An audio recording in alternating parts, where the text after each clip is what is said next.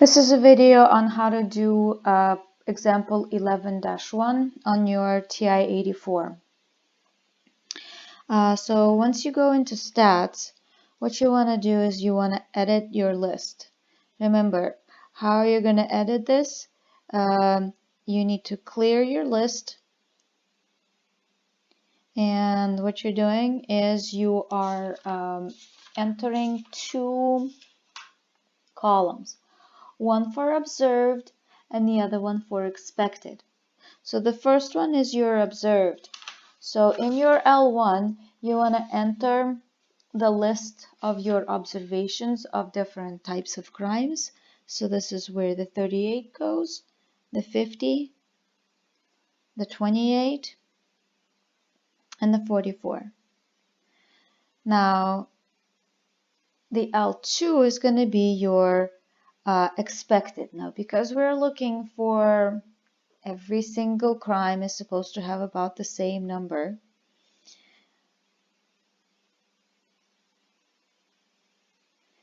I have 40s everywhere. I'm going to quit this menu,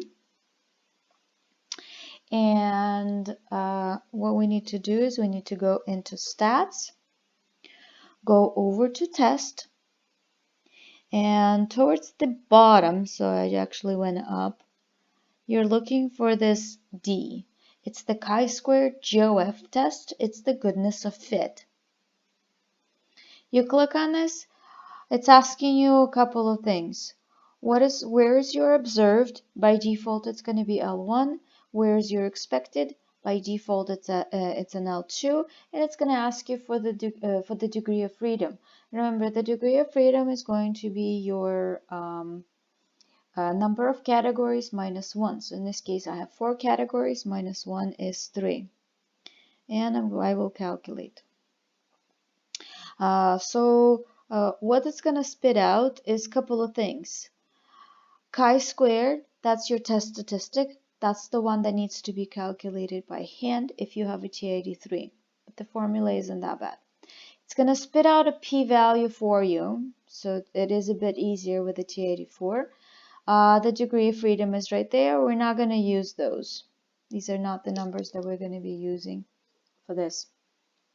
Although these are the numbers that you add from each category in order to get that 6.6.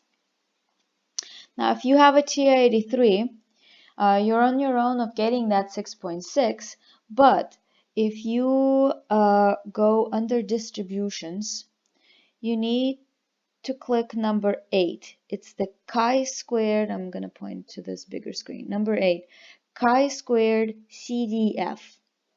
So if you choose 8, chi-squared CDF, you can see it on top of the screen. It's going to ask you for the lower bounds, that's the 6.6. It's going to ask you for the upper bound, so you want from 6.6 over to the right. So this is why it's all the way up to infinity, so I want 1E99. The degree of freedom is 3, and you're going to paste. Now the chances are if you do have a TI-83, this is what you're actually pasting. You have a chi-square CGF that will open parenthesis, lower bound, upper bound, degree of freedom, push enter, and you're going to get that p-value out that you can compare to your alpha. So it's not that bad.